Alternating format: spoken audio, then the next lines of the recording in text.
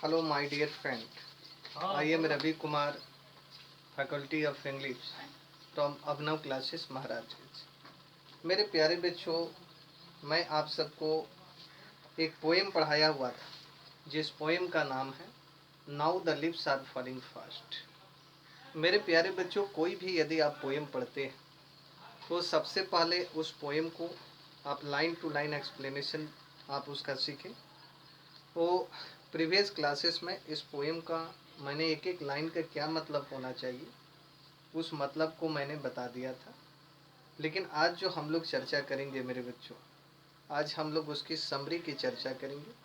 जैसे हम लोग now the lips are falling fast हम लोग पढ़ लिए हैं, उस now the lips are falling fast की आपकी समरी क्या होगी, उस समरी के बारे में हम लोग बारी बारी से डिस्कस करने वाले हैं। बारी बारी से हम लोग इसके बारे में देखेंगे। उसके बाद आपके कुछ क्वेश्चंस हैं जो कि ऑब्जेक्टिव क्वेश्चंस हैं, और इसमें आपके कुछ सब्जेक्टिव क्वेश्चंस भी दिए गए हैं, उसको भी हम लोग डिस्कस करने वाले हैं कि किसी ऑब्जेक्टिव क्वेश्चंस को यदि आप लिखना चाहते हैं तो आप किस तरीके से किसी ऑब्जेक्टिव क्वेश्चन को लिख सकते हैं। किसी यदि लॉन्ग आंसर टाइप क्वेश्चंस को लिखना है तो उसे आप किस तरीके से लिख सकते हैं।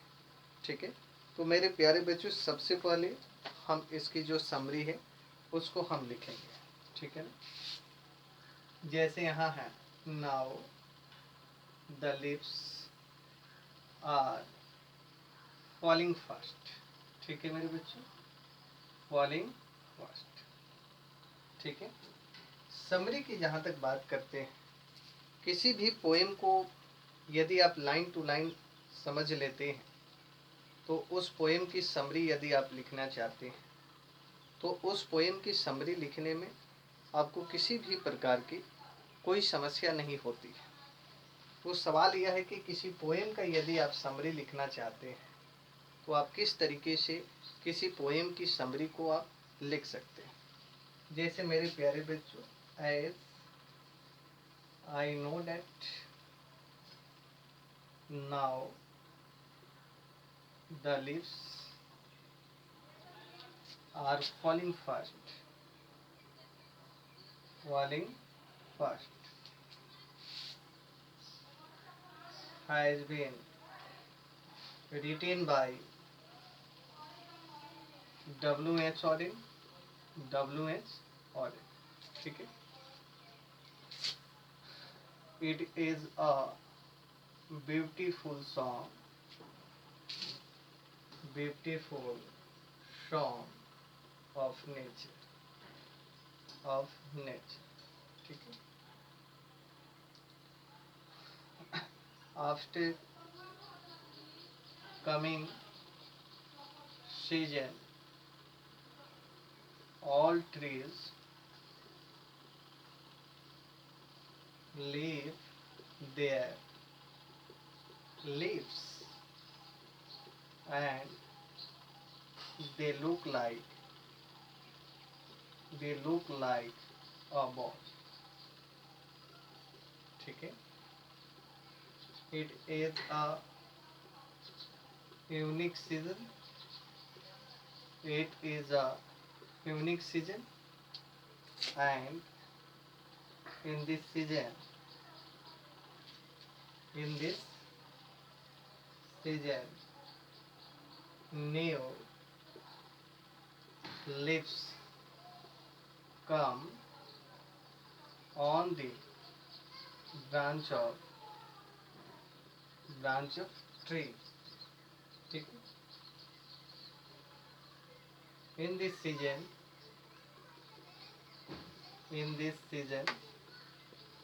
the nightingale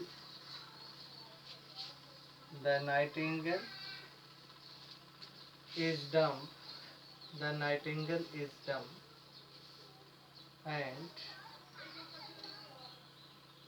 the hands of human being must freeze lonely on separate nights, separate ठीक है मेरे बच्चों, मैंने आपके सामने इस पोएम की समरी को लिखना चाहा। अब हम लोग एक एक लाइन को काफ़ी अच्छी तरीके से हम लोग इसे समझने का प्रयत्न करेंगे। जैसे मैंने लिखा एज आई नो डेट, इसका मतलब यह हुआ मेरे बच्चों जैसा कि मैं जानता हूँ कि, ठीक है। Now the lips are falling fast, यह एक आपकी कविता का नाम है, पोएम का नाम है। Has been written by W.H. Auden, इसका मतलब यह हुआ कि यह W.H. ऑडेन के द्वारा लिखा गया है। आगे थोड़ी देर बढ़ते हैं। हमने देखा it is a beautiful song of nature. आप यहाँ आइडेंटिफाई करें नेचर का क्या मतलब है। वो नेचर का मतलब हमारा प्राकृतिक होता है। और it is a beautiful song, इसका मतलब यह हुआ कि यह एक ब्यूटीफुल सॉन्ग है, यह एक ब्यूटीफुल गाना है। किसके बारे में? ऑफ नेचर के प्रति गाना है। आफ्टर कमिंग दिस सीजन, माने सीजन का मतलब होता है मेरे बच्चों मौसम, और कमिंग का मतलब होता है आने के बाद। आफ्टर कमिंग सीजन का मतलब हुआ इस मौसम के आने के बाद। All trees leaves their leaves, जितने भी पौधे हैं वो क्या करते हैं, अपने पत्तियां को लिव कर देते हैं। लिव का मतलब हुआ उसे आप छोड़ देते हैं। एंड का मतलब आप जानते हैं और होता है। और they look like a ball, और वैसी परिस्थिति में जब पौधे अपने पत्तियों को छोड़ देते हैं तो उनकी जो हालात होती है एक बॉल की तरह उनकी हालात हो जाती है। उसको अंग्रेजी में हमने लिखा they look like a ball. आगे बढ़ते हैं। It is a unique season, इसका मतलब वह मेरे बच्चों यह एक अनोखा सीजन है। यूनिक का मतलब होता है अनोखा, ठीक है। एंड की जो बात करते हैं, एंड का मतलब और, इन दिस सीजन का मतलब होता है मेरे बच्चों इस मौसम में, ठीक है। New leaves come on the branch of tree. Tree का मतलब तो आप जानते हैं, ट्री का मतलब होता है पौधा, और न्यू लिव्स का मतलब होता है नई पत्तियां। क्या होती है? कम ऑन, आती है कहाँ? On the branch of tree, जो पौधे की जो शाखाएं हैं उस पौधों की शाखाओं पर नई जो पत्तियां हैं वो नई पत्तियां निकल कर चली आती हैं, ठीक है। इन दिस सीजन, इसका मतलब मेरे बच्चों हुआ कि इस मौसम में the Nightingale is dumb. Nightingale एक पक्षी है जो कि पूरी तरीके से डम हो चुकी है, जो कि पूरी तरीके से गूंगी हो चुकी है, ठीक है। And the hands of human beings must freeze lonely on separateness. Separateness का मतलब होता है मेरे बच्चों अलग अलग जो आपकी घुटना होती है उस अलग अलग घुटना को हम लोग सेपरेटनेस कहते हैं, ठीक है ना। तो कह रहे कि the hands of human beings, किसका हाथ है? जो इंसान है उस इंसान के हाथों के बारे में यह चर्चा कर रहा है, यह बातें कर रहा है। तो जैसे यह मौसम आता है उस मौसम के आने के तत्पश्चात इंसान का जो हाथ है वह मस्ट फ्रीज हो जाता है। फ्रीज का मतलब हुआ कि वह पूरी तरीके से ठंडा हो जाता है, अकेला हो जाता है। किस पर? On separateness. और इंसान की जो अलग अलग घटनाएं होती हैं उस पर वो अलग अलग पड़ा रहता है। यह उस परिस्थिति के बारे में बता रहा है जब इंसान की मौत पूरी तरीके से हो जाती है।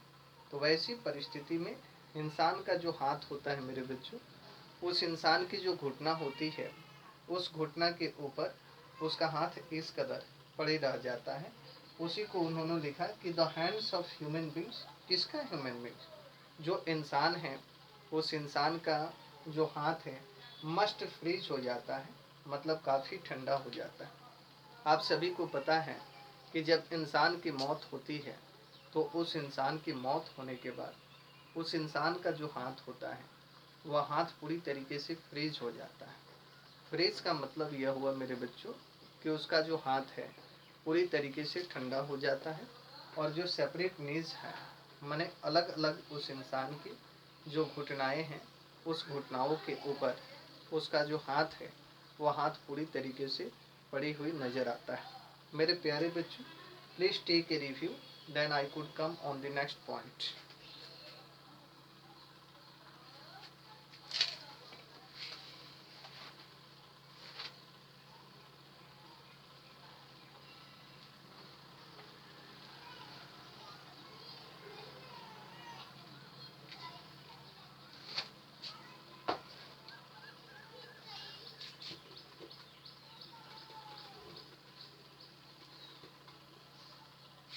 आगे देखिए,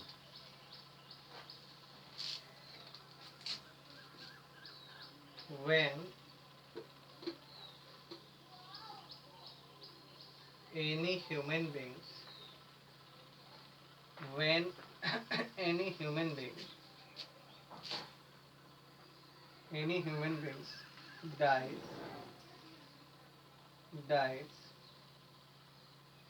after sometimes whispering never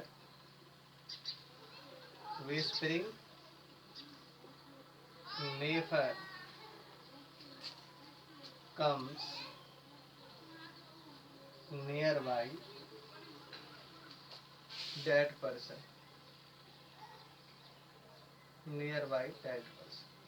ठीक है।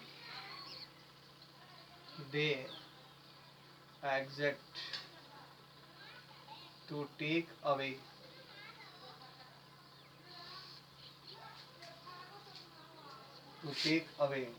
real delight of human beings.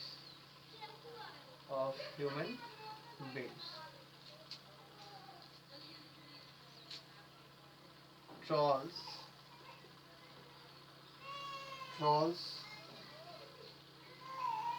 run in the forest in the search of their food, and the trees have become leafless. ठीक है। He further says that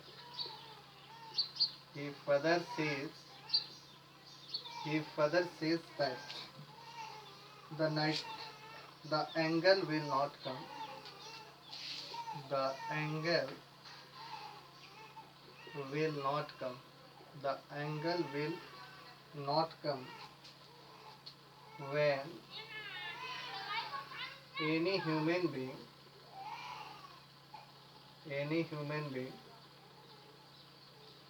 will not come when any human beings is in great distress.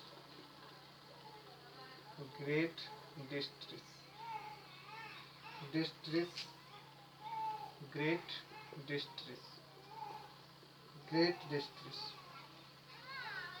ठीक है।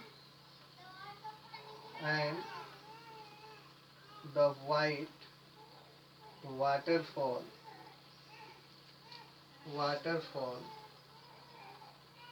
could bless travelers when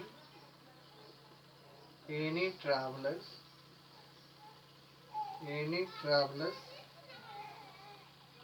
are in last distress। ठीक है मेरे बच्चों, एक एक लाइन को हम लोग समझेंगे। हमने लिखा क्या, वेन का क्या मतलब है मेरे बच्चों। यदि किसी ने आपसे वेन का मतलब यदि पूछ लिया तो आप उसे बताइएगा जब। ठीक है। Any human beings dies, any human beings का मतलब होता है कोई इंसान की बातें कर रहा है। ठीक है ना। और यहाँ आप आगे देखते हैं तो यहाँ लिखा हुआ है डाइज का मतलब मरता है। आफ्टर समटाइम्स, उसके बाद। Whispering never comes near by that person का मतलब होता है कि वह व्यक्ति जो कि मर रहा है। तो वैसी परिस्थिति में विस्परिंग नेवर्स का मतलब होता है जो यमराज का जो दूत होता है वह यमराज का दूत आता है। क्यों? They exact to take away real delight of human beings. ठीक है। वे क्या करते हैं? दे एग्जैक्ट, प्रयत्न करते हैं, टू टेक अवे, छीनने के लिए, रियल डिलाइट को, किससे? ऑफ ह्यूमन बीइंग्स का जो रियल डिलाइट है उसको वह छीनने का प्रयत्न करते हैं। ठीक है। ट्रॉल्स का मतलब तो मैंने आपको बताया था, एक वैसी जीवात्मा जो कि पूरी तरीके से देखने में बदसूरत हो, उसको हम लोग कहते हैं tools. Tools run in the forest, forest में क्या करती है, दौड़ती है, क्यों, in the search of their food, अपने भोजन की तलाश में। कोई इंसान अपने भोजन की तलाश में, कोई जीवात्मा अपने भोजन की तलाश में क्यों घूमती है, इसलिए वह घूमती है क्योंकि उसे काफ़ी जोरों की भूख लग जाती है। तो वैसी परिस्थिति में उसे भोजन देना काफ़ी ज़्यादा ज़रूरी होता है।